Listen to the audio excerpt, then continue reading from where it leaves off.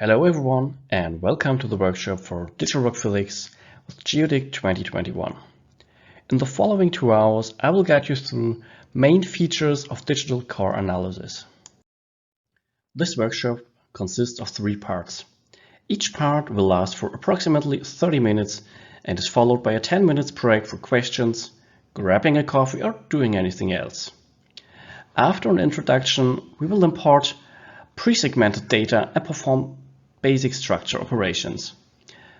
Then we are going to do a digital routine core analysis consisting of a quality control, geometric characterization, and computation of single-phase flow.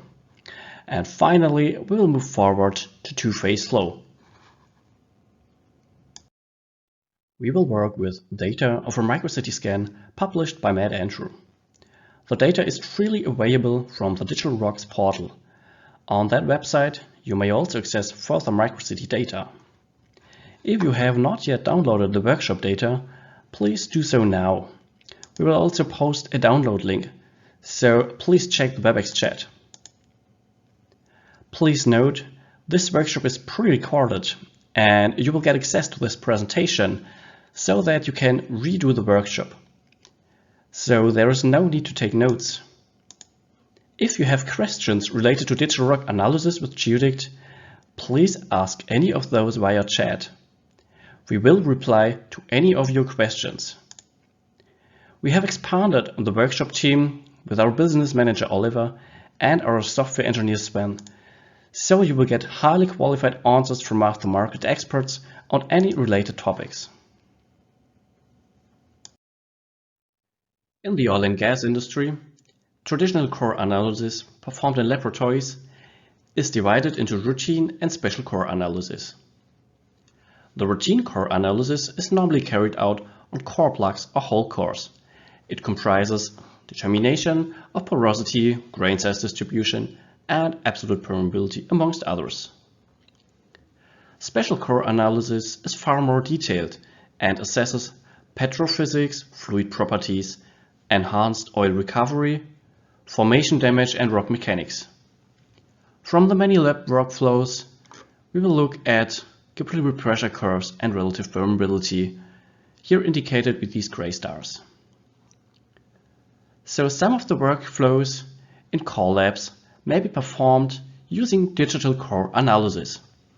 And during this workshop, we will perform some of these steps as digital core analysis with Geodict 2021. As it is with any material analysis, it requires dedicated staff and a standard equipment. Lab work requires according measurement instruments and the time to perform these experiments, which may even last for months. Digital rock analysis mainly requires image scans, e.g. from a micro-CT, and a specific software solution. Well, let's call it here Geodict. Before applying any numerical analysis, scanned 3D data needs to be processed and segmented. And it is crucial to assess the 3D data quality, which we will do during this workshop. With a subsequent application of digital rock physics, results may be computed, which are 100% reproducible in Geodict. And any digital and numerical analysis may be automated. In contrast to lab workflows, the digital rock analysis may save a huge amount of time, lab space, and further costs, especially when automated and integrated into existing workflows. That's why we will now focus on the Geodict standard for digital core analysis. The standard comprises 3D image processing and segmentation, geometric characterization, computation of single-phase flow to obtain the absolute permeability, computation of two-phase flow to predict the capillary pressure curve and the relative permeability, prediction of the resistivity index based on a set of fluid distributions, determination of mechanical properties, and also the computation of reactive flow considering the mineral dissolution and precipitation in a given amount of time based on individual geochemical systems.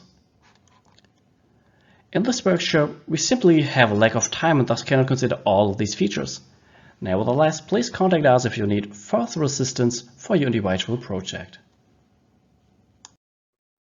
After image acquisition, typically any digital rock analysis begins with 3D imaging.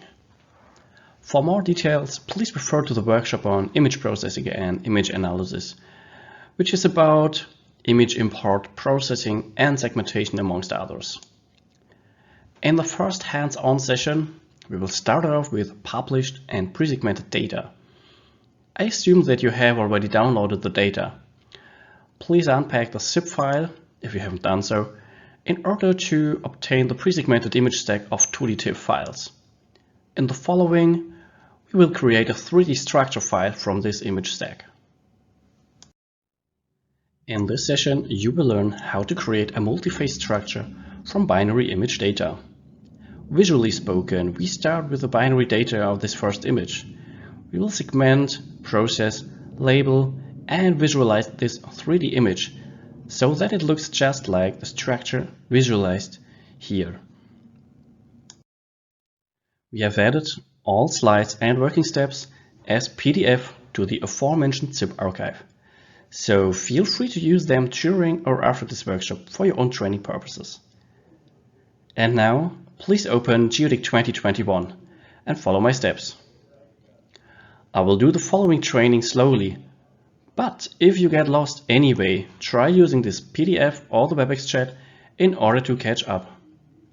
In addition, please also find the final training geometry in the zip archive, from which we will start part 2 after this session and the coffee break.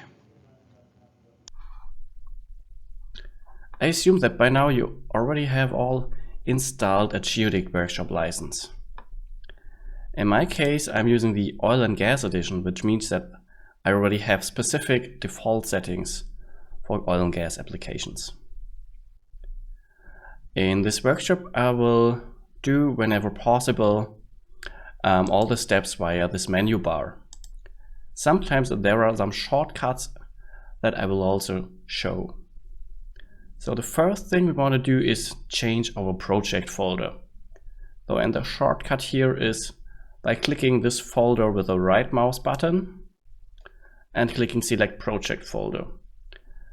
The way via the File menu would be to go to File, choose Project Folder, and then Select Project Folder.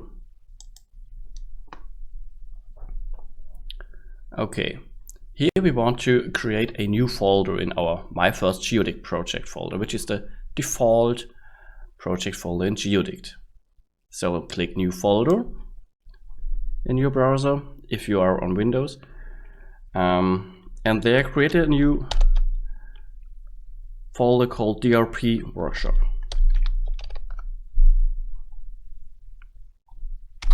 Okay, we will select this folder, and we can see already here that the current project folder is our new folder. And every results that we will produce during our workshop will be stored here. All right.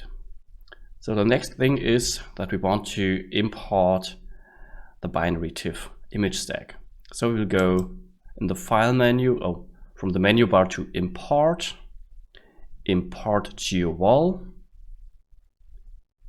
Click Import GeoWall, and there we see here at the left bottom corner, the Import GeoWall section, and here we will browse for our downloaded and unpacked TIFF stack.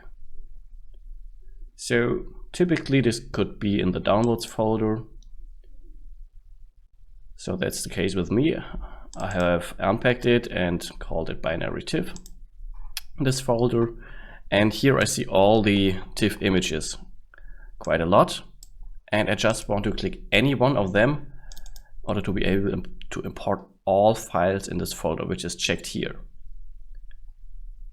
All right, so we will have to set the proper voxel length, which is 5.3858. So voxel length is 5.3858 micrometers. So in the previous workshops, you might already have learned how to do the image processing but we want to do now the quick segmentation because we have already pre-segmented data. Okay. So please click quick segmentation. You will get into a 3D image quick segmentation window. And here you see basic settings like the number of thresholds. So 2 thresholds means that we will have 3 materials. And in the histogram you see how the materials are distributed, white, red and green. So each material has got its own color here. And the thresholds are set here in the settings above threshold 1 and threshold 2. So what we can see in the histogram here from the black or gray bars is the distribution of the gray values, and they are all in the first within the first 10 gray values of these TIFF files. So we will right click here into this histogram and click edit plot settings. Okay, when we edit the plot settings, we want to scale our x-axis so that we will focus here on this first part with the gray values. So we will just change here the x-axis options, the axis range. So from 0 to 10 instead of 255. So the axis range of the x-axis options from 0 to 10. And that's basically all that we want to do here now. So apply it and close this dialog. Okay, we see now the distribution of exactly 3 materials. And we will now set the threshold so that the color codes in the histogram show us that we have correctly changed the thresholds. Okay, so setting the threshold 1 to 1.5, you can use the slider or just put in some numbers here, means that we get the first material right. Threshold 2 we will also set. It should be at 2.5, you can use the slider or enter it manually here. And doing this, we can see the correct material distribution here. The first material is in white color, shown in the histogram, the second material in red, and the third material in green color. So the thresholds 1.5 and 2.5, we get the correct material distribution. Having said this, we click segmentation. Oh, wait a moment. There's one more thing that I want to show you here, because you can change also the materials. So if you haven't yet clicked segmentation, please have a look what I'm doing here, or follow my steps. So when you click at the manual solid here, the green one in material 3, you can change the material. And we of course know that we have a sandstone, the quartz should be the dominating material. Here we can see the frequency of this gray value, and it's of course dominating upon the other ones, and this should be thus quartz. Okay, we can set it quickly. Having done so, we will segment it now.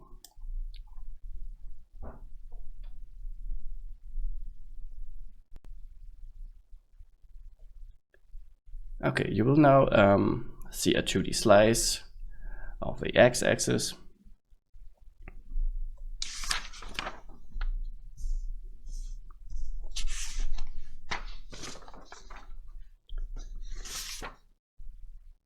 And that's exactly what we want to see. So we want to have a look at the data.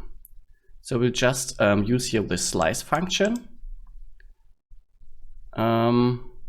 And we will slide with the slider here through all the slices. So we get an impression on how our structure looks like. And we see a lot of green, which is the quartz. We've already defined it. If you haven't done so, no worries, we will do this later again. And in red we see the pore space in between the quartz grains, and we see some white material in between. And we see some white material in the outer space. So what I want to do now is divide this 2 white materials, the one in the structure and the one in the outer area. I want to get this into 2 materials. And there's one pretty simple way to do this. So we want to now click this one button, Edit Selected Voxels. So is in the symbol bar, it's the third button from the right. It should give you a tooltip, Edit Selected Voxels. So please click this one. And you can see now here selected voxels. You can see a component mode, a new material. Okay, let's start off with selecting a voxel. So please just left click here into this outer white area, just once. And you have one voxel selected. You can see it here in the selected voxels. What we want to do now is make all material that is the same material ID, so all the white material that's connected to this voxel, we want to give it a new material ID in order to divide the outer material from the inner white material. Okay, so therefore we need to use the flood fill component mode, which is the default thing here. And we want the new material to be, let's choose material ID 3, which is not yet defined. Okay. Having done so, selected a voxel in the outer area. Having set a new material ID, please click Run within this Edit Selected Voxels window.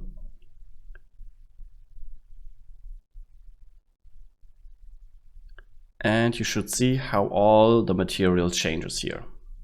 So we will do this also for the other side here, for the right-hand side. I've done it now for the left side.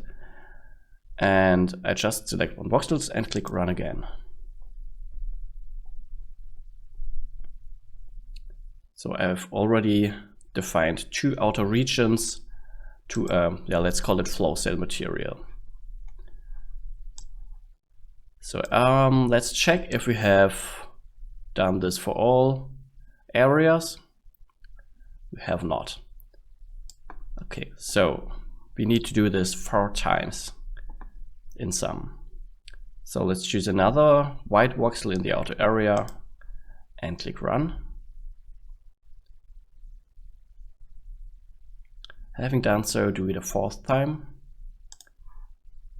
And then you will have all the white voxels connected to outer regions become a new material ID in red color, in yellow color. Okay, having done so, click Close. You can also scroll through again and you will see white material inside and red material in the outside side.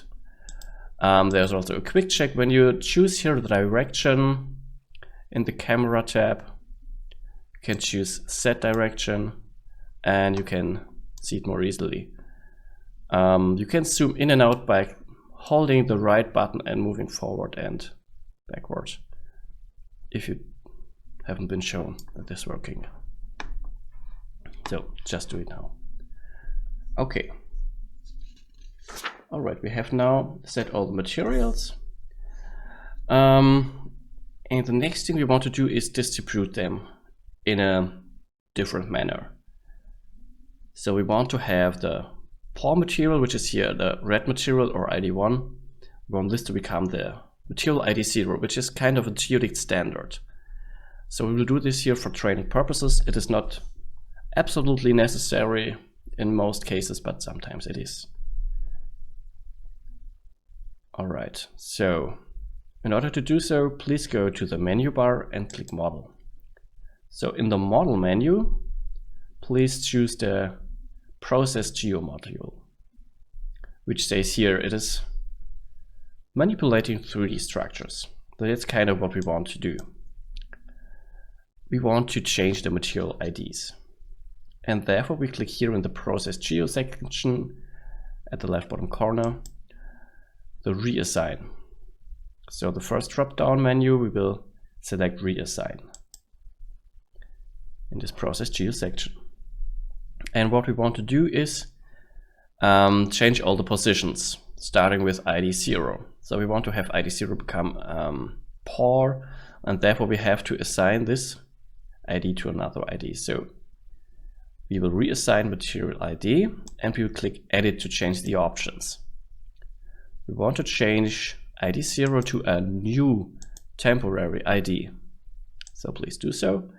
Choose old material ID 0 which means POR here, and new material ID 4, which is an undefined material. Okay, we will reassign these material IDs by clicking the Reassign button.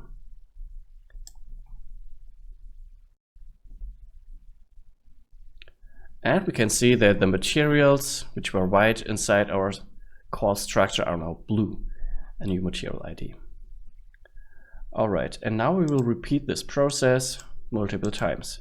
We want to have our POR material, which is red, the ID 1, at ID 0.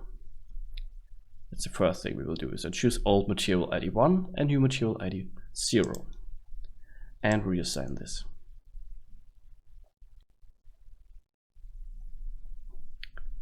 Alright, next thing is we want to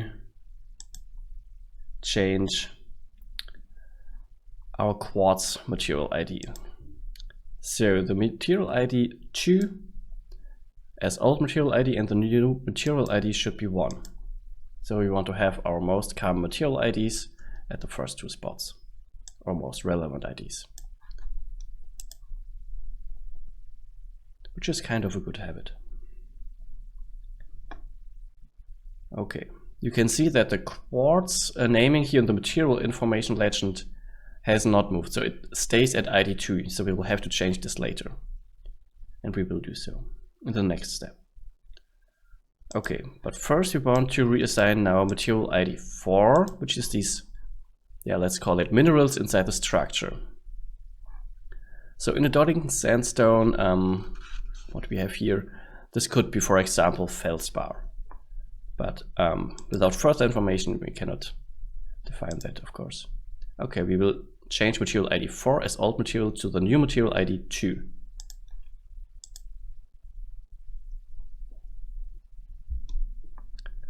And now we'll have to, or we want to give these materials proper names.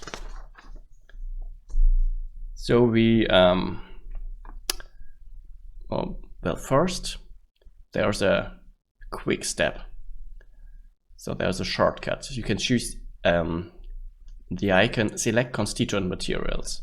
You can just left click this one, or you can go via settings from the menu bar. So in the settings menu, you can also go to select constituent materials. Okay, and there we want to change all of our 4 materials. So we click the first material, which is here POR, and we want to give it a fluid. So let's choose water as a standard choice and click OK.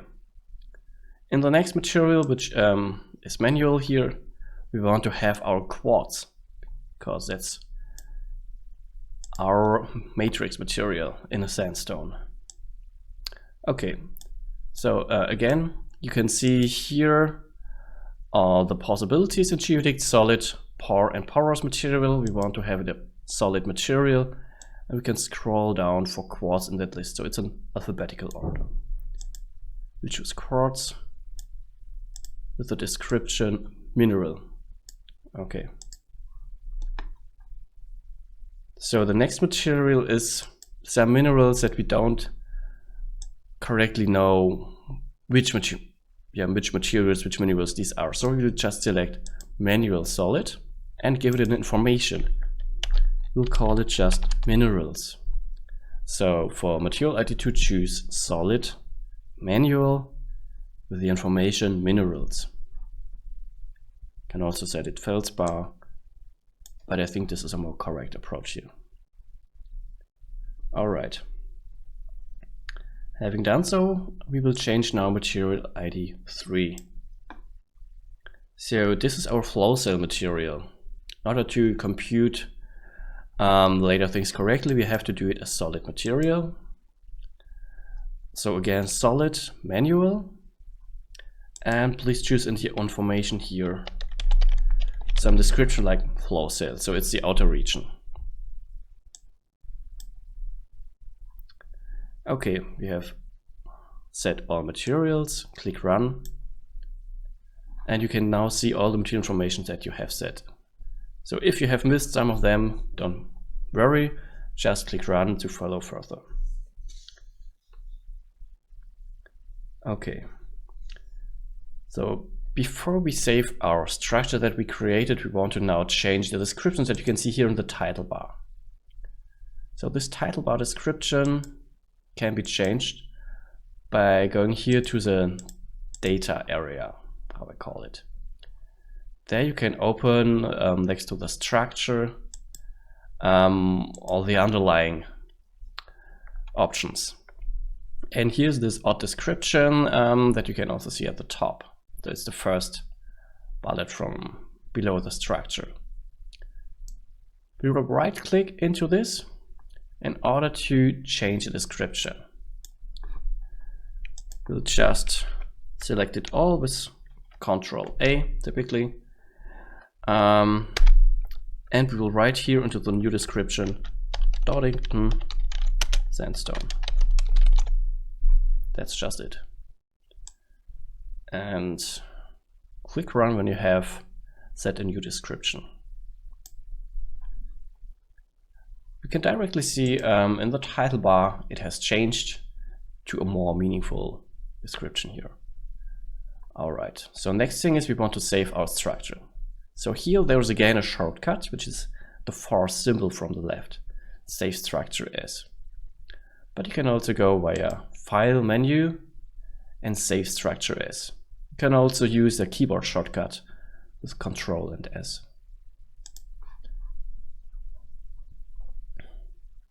Okay, we want to save the structure and we can add to the Doddington Sandstone description or file name here that it is our core, so that we later know exactly what this is. So call the file name Doddington Sandstone core, for example.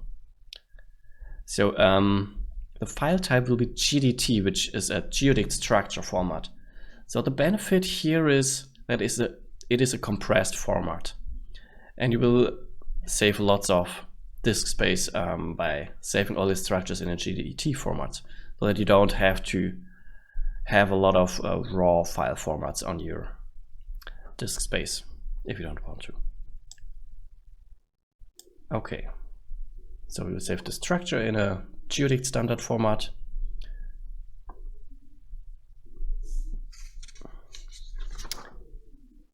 And now we want to have a look at our structure. We want to go from this 2D view to a nice 3D representation. So we were starting off with direction X and we were seeing this kind of representation. And we want to change this now. And first thing we want to do is change to 3D view. So you can click here 3D. This is a symbol for 3D rendering, or you can go via view to 3D rendering. Okay, click this. And when you click the left mouse button and hold it clicked and move around, you can change the camera view on the structure. This typically goes very smooth and is a nice way to have a look at your structure. Of course, we want to have it in a more geological way. So we will now set the color and visibility settings. So there's also a symbol for this, or we can go via settings to color and visibility settings. So it always applies immediately what we do here. So first thing is we want to do the quartz into a light gray material. So this is looking more like a digital rock here. So we can also adjust the way the minerals are shown. We can give it a white color here and can leave the flow set at red material, but make it non-visible. So we will uncheck here the visibility. And you will only see our core structure without the pore, which is by default non-visible. Okay, we can close the dialog if you have changed all that. And now we want to get a nicer 3D representation of this one. So we'll go to the structure tab here. And in this structure tab, we want to change the structure mode from box renderer, which is a voxel representation, to the smooth renderer. So the smooth renderer makes everything more smooth, and it takes some time in order to compute the visualization.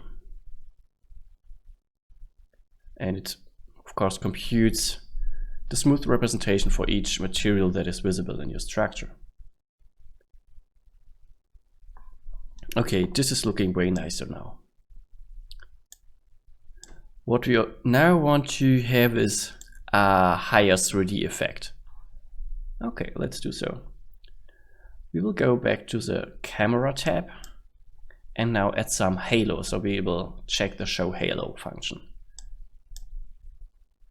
Yeah, and you can see we will add some little shading here into our structure, but we want to have a more 3D representation. So we'll also click global lighting. So when global lighting is clicked, every change in your structure will need some time to compute all the visualization settings. So just have it clicked for visualization purposes, and then deactivate it if you're working with other things in Geodict, just as a hint.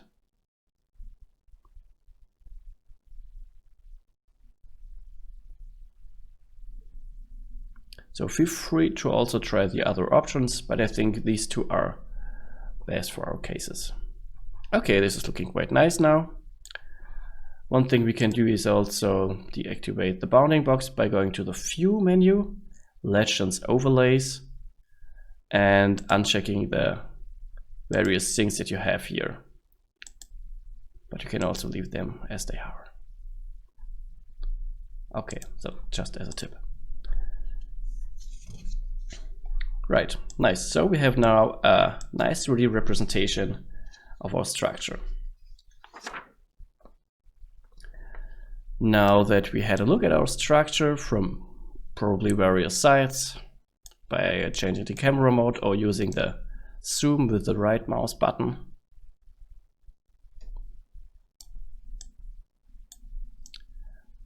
we want to do next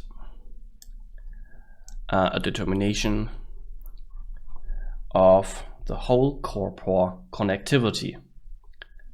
So from the menu bar we will now select Analyze and then the Porodict module from the Analyze menu. Okay, and here we want to use the open and closed porosity. So from the drop-down menu in the Porodict section, please select open and closed porosity. You can click edit here for the options and, for example, change the result file name. So let's write core before open and close porosity here. Okay, another thing you should know is here in the inflow plane section at the right, you can see how the open and close porosity is calculated. So it calculated with the connectivity from the inflow from set minor to set maximum. So this, let's have a look at our structure. Please click OK. So the Z axis you can see here from the arrow is this direction. So it's basically the flow direction of our sample. So Z1 is the plane here, and where the arrow ends, in this direction is the Z maximum layer. And everything that's connected from the one layer to the other layer in Z direction is accessible porosity by definition now. Okay, we will run that setup.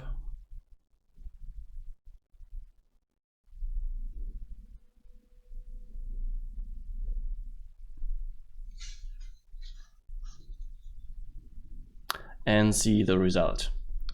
Okay, we have an overall porosity of 50% for the entire volume here. So the floor cell material is going into this computation or calculation. So this is not our sandstone rock porosity. You can also see here the dead end and through pores. So we have a through porosity of 15.9% and nearly none and dead end porosity. So we have a quite good accessibility in our sandstone. So this is a good structure for further property predictions via the digital rock physics concept.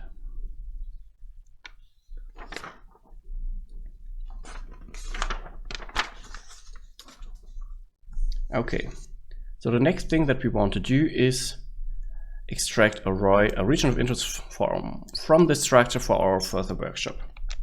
So we can minimize the view of the result viewer. And we will now go again to the menu bar, click Model, and here use again the Process Geo module. So we want to manipulate the 3D structure to a smaller region. And in the first drop-down menu of the Process Geo section, we want to choose Process. So by default, it selects in the next drop-down menu Crop, and that's exactly what we want to do. We want to crop the structure. Okay, let's edit the options. Move this a little to the side, the pop-up window, and then click or check Preview Crop. So you can see what we are doing here. And we want to reduce our structure to a size of 256 voxels on each side. If you use the slider, we can see directly in 3D what's going on. But for reasons of having the same geometry, please go into these fields and write 256 on each of these first fields. So we want to crop the structure right from the center of our geometry. And for the next three, for the right positions, we will choose 512, so that we get structure sizes of 256, which is shown here in each side. Okay, so this will be the structure. Let's click OK in order to compute this. And if you click Process, you will have to recompute global lighting and smooth rendering. Okay, let's just do this. It's only a small structure. And it shows you that it always eats up some time if you have this clicked. So we will just deactivate this global lighting, which takes the most time typically in visualization. Okay, so this is our new structure. This is our workshop structure. All right. So having done this, we want to save our workshop structure. So please go again to the File menu, click Save Structure As, and save the structure as Doddington Sandstone and give it a name like Outcrop or just the size that it has. That's typically a good habit to just give it the structure size that you've processed. So 256 times 256 times 256 and save your structure. And basically that's it for the first workshop part.